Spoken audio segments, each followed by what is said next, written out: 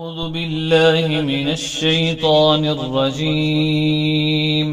بسم الله الرحمن الرحيم.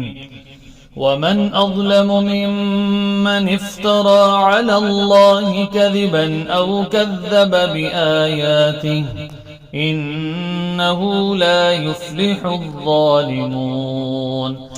ويوم نحشرهم جميعا ثم نقول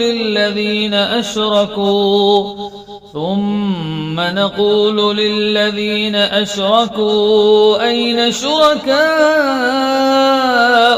الذين كنتم تزعمون ثم لم تكن فتنتهم إلا أن قالوا والله ربنا ما كنا مشركين. انظر كيف كذبوا على أنفسهم وضل عنهم ما كانوا يفترون.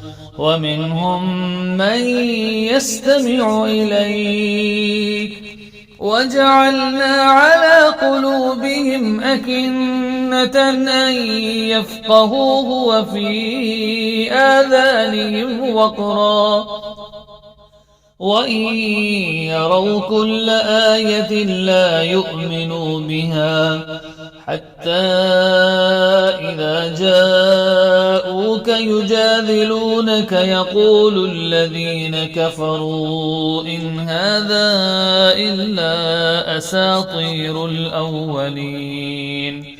وهم ينهون عنه وينأون عنه وإن يهلكون إلا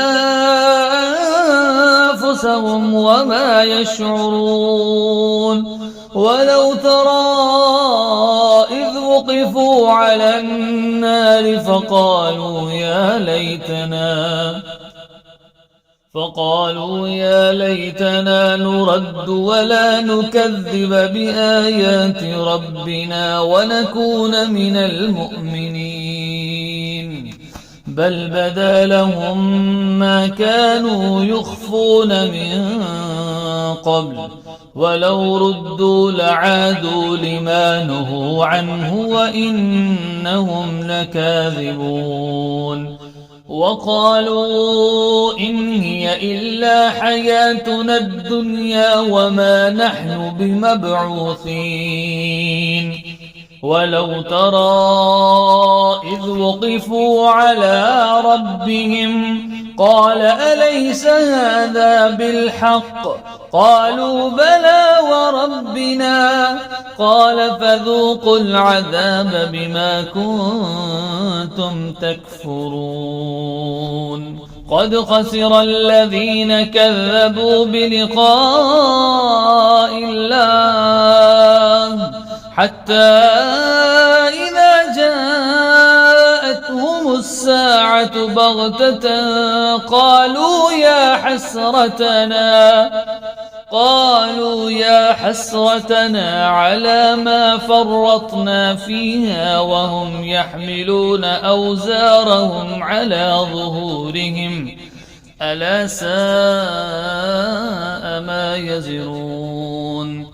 وما الحياة الدنيا إلا لعب ولهو وللدار الآخرة خير للذين يتقون أفلا تعقلون. قد نعلم إنه ليحزنك الذي يقولون فإنهم لا يكذبونك ولكن الظالمين بآيات الله يجحدون. ولقد كذبت رسل من قبلك فصبروا على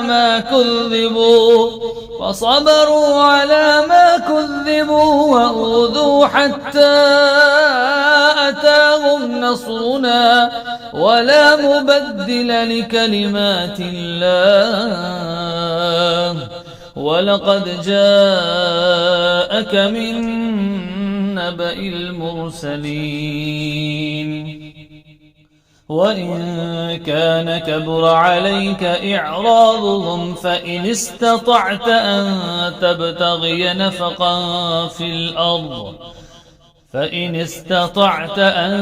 تبتغي نفقا في الأرض أو سلما في السماء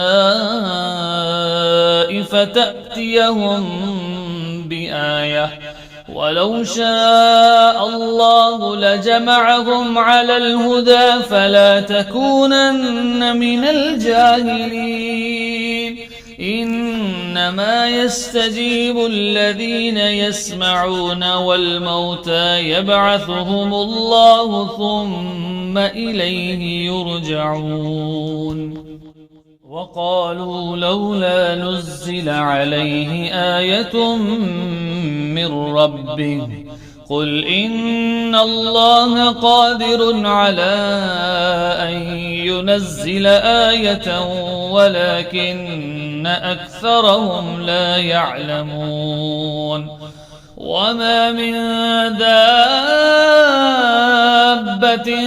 في الأرض ولا طائر يطير بجناحيه إلا أمثالكم ما فرطنا في الكتاب من شيء ثم إلى ربهم يحشرون والذين كذبوا بآياتنا صم وبكم في الظلمات من يشاء الله يضلل ومن يشاء يجعله على صراط مستقيم قل أرأيتكم إن أتاكم عذاب الله أو أتتكم الساعة أغير الله تدعون إن كنتم صادقين بل إياه تدعون فيكشف ما تدعون إليه إن شاء وتنسون ما تشركون